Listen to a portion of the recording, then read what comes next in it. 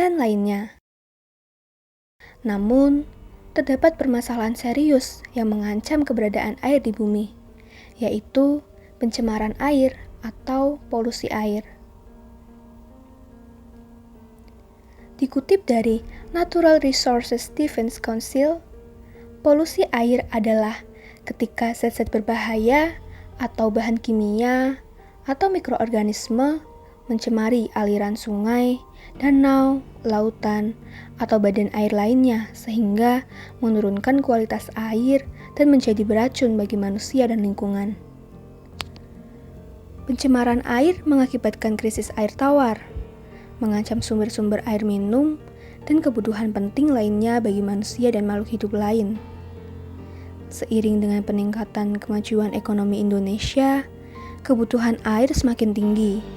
Namun di satu sisi, pasokan suplai air tidak mendukung, karena sumber air seperti sungai, danau, dan sebagainya sudah tercemar airnya, sehingga Indonesia akan mengalami krisis air bersih. Sudah banyak kasus kekurangan air bersih di Indonesia, di mana warga terpaksa menggunakan air kubangan yang kondisinya keruh dan sedikit berbau untuk kebutuhan mandi, cuci baju, dan kakus. Selain itu, beberapa daerah juga harus terpaksa menggunakan air kotor yang warnanya keruh untuk minum dan memasak, karena tidak ada pasokan air bersih di daerahnya. Pencemaran air juga akan berdampak pada kerusakan ekosistem, di mana akan merusak tempat tinggal berbagai macam jenis ikan dan makhluk hidup lainnya. Selain itu, pencemaran air juga akan menyebabkan berbagai penyakit yang akan menyerang manusia. Namun, kita tidak perlu khawatir karena kita mempunyai beberapa solusi untuk mengurangi pencemaran air. Yang pertama, membiasakan diri sendiri untuk tidak membuang sampah sembarangan ke sungai. Tidak hanya membiasakan untuk diri sendiri, kita juga harus mengingatkan orang-orang di sekitar kita untuk tidak membuang sampah di sungai. Karena semakin banyak orang yang membuang sampah sembarangan di sungai, semakin banyak pula sampah-sampah yang mencemari sungai kita. Yang kedua, tidak seharusnya pabrik-pabrik membuang limbah pabriknya ke sungai.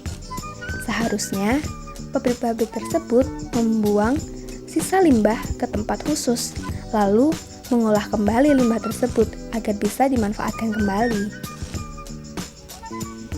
Atau limbah pabrik diarahkan ke dalam kolam stabilisasi, di mana limbah akan diolah secara alami untuk menetralisir zat pencemar sebelum dialirkan ke sungai.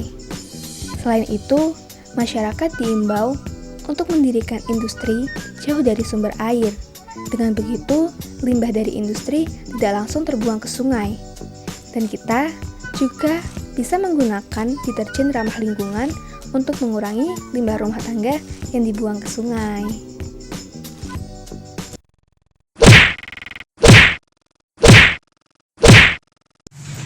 Seperti yang kalian ketahui, ketersediaan air bersih di Indonesia masih kurang.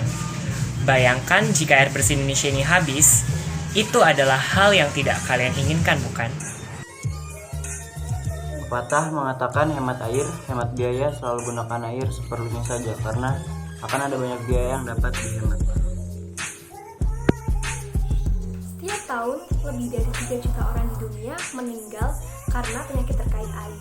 Jadi, yuk selalu jaga ketersediaan air bersih agar pelayanan air bersih dapat diperluas kepada masyarakat yang selama ini belum menikmati pelayanan air bersih.